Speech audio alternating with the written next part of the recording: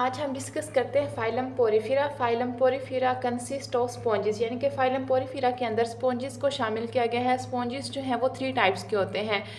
Number 1 एस्कन, number 2 साइकन और number 3 ल्यूकन type. लेकिन first year की बायोलॉजी की बुक में सिर्फ स्पॉन्जेस की सिंपल सी यानी कि डिस्कशन दी हुई है। करैक्टरिस्टिक हम इसकी पढ़ेंगे। तो इसकी सिंपल करैक्टरिस्टिक समझने से पहले हमें ना स्पॉन्ज की डायग्राम आनी चाहिए। ठीक है, स्पॉन्ज की डायग्राम कैसे है वो देख लें। इस तरह से बनेगी।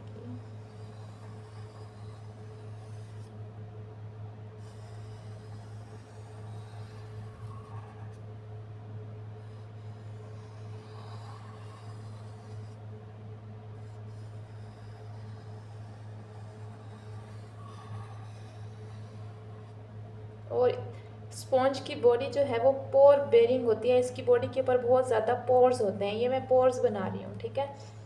अब देखेंगे कितने सारे इसकी बॉडी के ऊपर पोर्स होते हैं।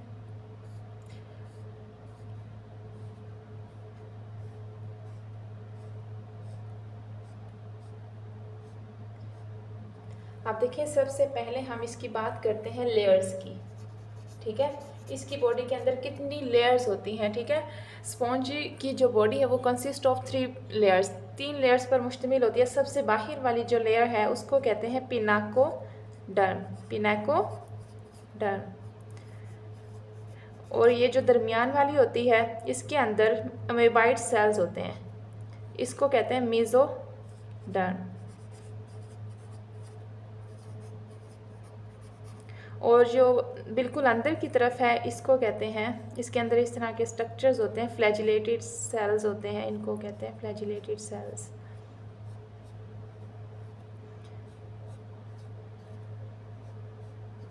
अंदर की तरफ ये पूरी लेयर के ऊपर होते हैं फ्लैजिलेटेड सेल्स।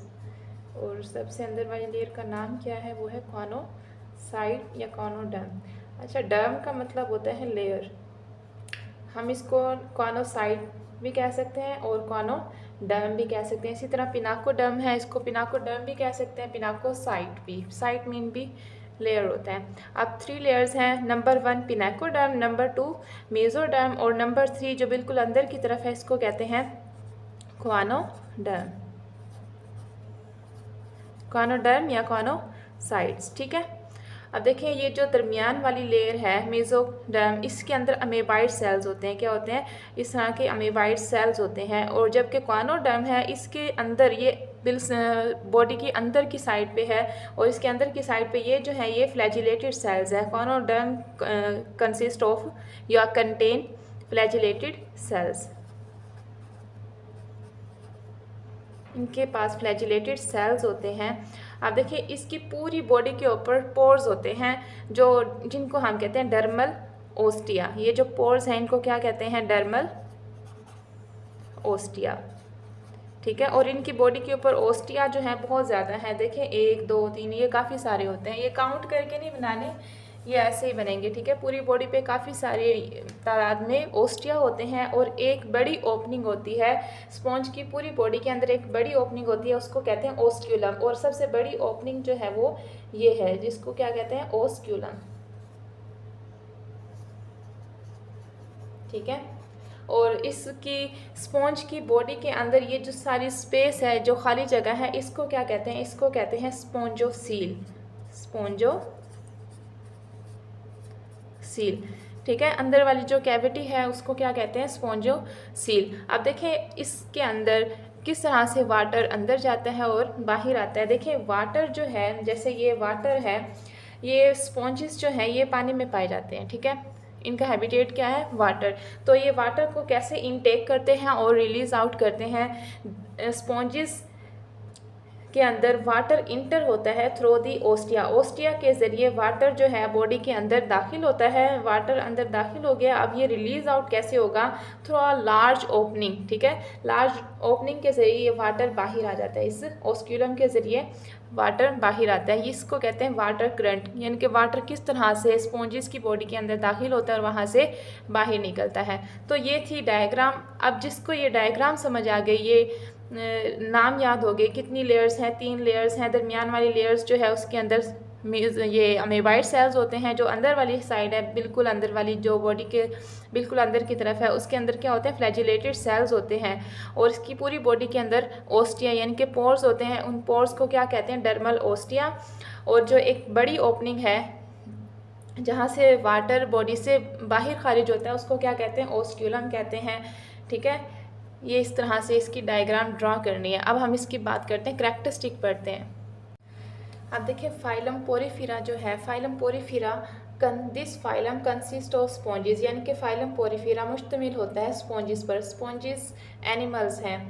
अब कैसे एनिमल्स हैं, इनका हैबिटेट कैसा होता है, most of them are marine, यानी कि स्पॉन्जेस, ज़्यादातर स्पॉन्जेस जो है वो मैरीन है। मैरीन मतलब यानी कि दरियाओं समंदरों में पाए जाने वाले। ठीक है, ऐसे एनिमल्स जो समंदरों में पाए जाते हैं उनको मैरीन एनिमल कहते हैं। ठीक है, यानी कि स्पॉन्जेस जो है, मोस्ट ऑफ देम, स्पॉन्जेस में से ज़्यादातर क्या है, मैरीन है, जो समंदरों में पाए जाते हैं। वाइल जबकि सम लिव इन फ्रेश वाटर, जबकि कुछ स्पॉन्जेस ऐसे हैं जो फ्रेश वाटर में पाए जाते हैं। फ्रेश वाटर होता है जैसे रिवर, लेक, ठीक है, और कैनाल्स, पॉन्ड्स, ये जो वाटर होता है ये फ्रेश वाटर कहलाता है। स्पॉन्जेस जो है वो मैरीन भी हैं और फ्रेश वाटर भी है। ये मोस्ट इंपॉर्टेंट एमसीक्यूज़ है कि स्पॉन्जेस जो है वो हैबिटेट के लिहाज से क्या है, मैरीन है या फ्रेश वाटर, बोथ, यानी कि कुछ पोरीफेरा के अंदर जो स्पॉन्ज है कुछ मैरीन है और कुछ फ्रेश वाटर है।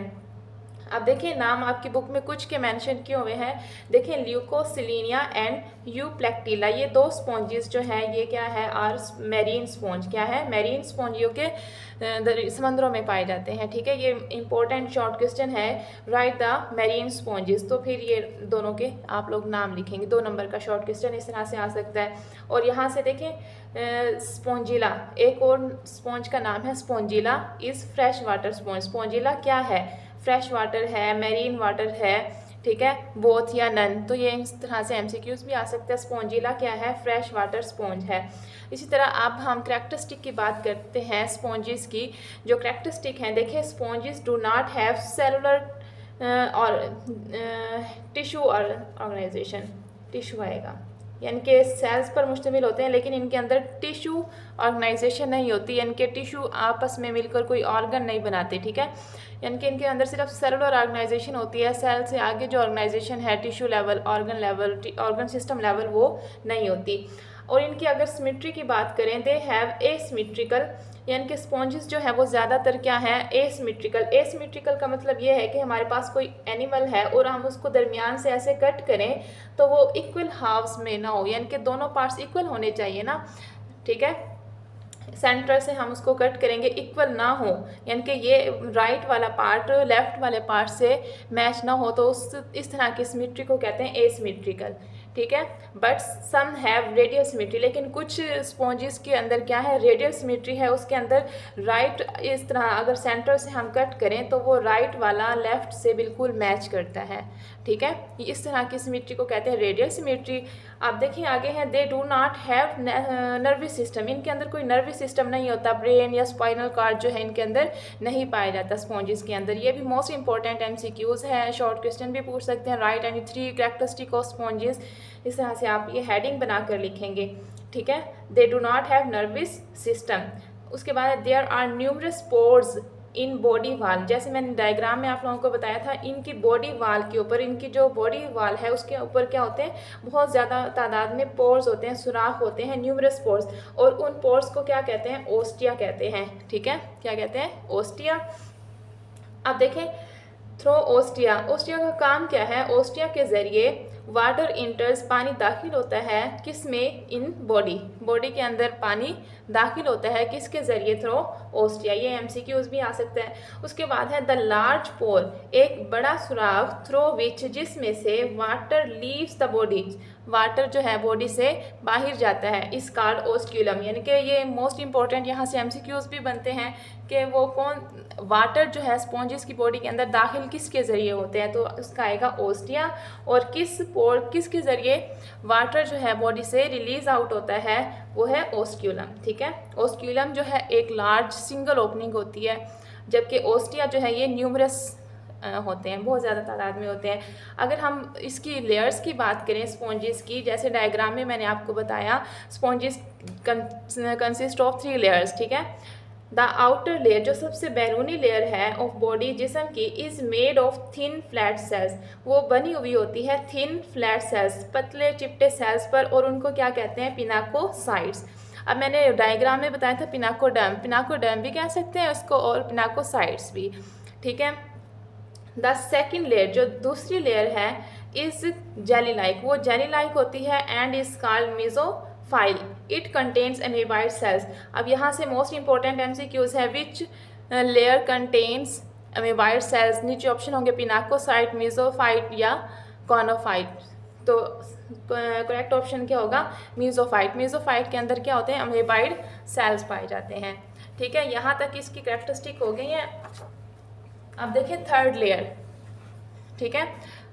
थर्ड लेयर क्या है, third layer which lines the spongocoel, ठीक है, जो किसके साथ मिली हुई होती है, स्पॉन्जोसील। स्पॉन्ज की जो बॉडी कैविटी है उसको क्या कहते हैं, स्पॉन्जोसील। इज़ मेड ऑफ कॉनोसाइट्स और कॉलर सेल्स, कॉनोसाइट भी कहते हैं अंदरूनी, जो सबसे अंदरूनी लेयर है उसको कॉनोसाइट भी कहते हैं और कॉलर सेल्स भी कहते हैं। और स्पॉन्जिस की बॉडी के अंदर ना स्केल्टन भी पाया जाता है। They have skeleton in the form of minute needles, यानी कि छोटी छोटी सुइयों की शक्ल में इनके अंदर स्केल्टन पाया जाता है। और वो जो स्केल्टन है किस चीज़ का बना हुआ होता है, कैल्शियम कार्बोनेट का और सिलिका या फिर सिलिका का। अब इसकी बात करते हैं रिप्रोडक्शन, मोस्ट इंपॉर्टेंट है ये, ठीक है। स्पॉन्जिस के अंदर किस तरह से रिप्रोडक्शन होती है, किस तरह ये रिप्रोड्यूस करते हैं, ठीक है। मोस्ट स्पॉन्जिस रिप्रोड्यूस, ज़्यादातर जो स्पॉन्जिस हैं वो रिप्रोड्यूस करते हैं एसेक्सुअली। एसेक्सुअली के आगे डिफरेंट मेथड्स हैं बडिंग, जैसे ये स्पॉन्ज है, ठीक है। तो इसकी ये जो बड है यहाँ से ये कट हो जाती है, टूट जाती है और नीचे ज़मीन पे गिर जाती है। तो इस स्पॉन्ज से एक, यानी कि इस कटे हुए हिस्से से, इस बड से, ये बड है, इस बड से फिर एक मुकम्मल स्पॉन्ज बन सकता है, ठीक है। इस तरह से बडिंग के ज़रिए भी स्पॉन्ज रिप्रोड्यूस करते हैं। उसके अलावा रीजनरेशन, यानी कि ये इसका जो बड यहाँ से टूट गई थी तो यहाँ से ये इसको रीजनरेट भी कर सकते हैं। इसी तरह फ्रेगमेंटेशन, अगर हम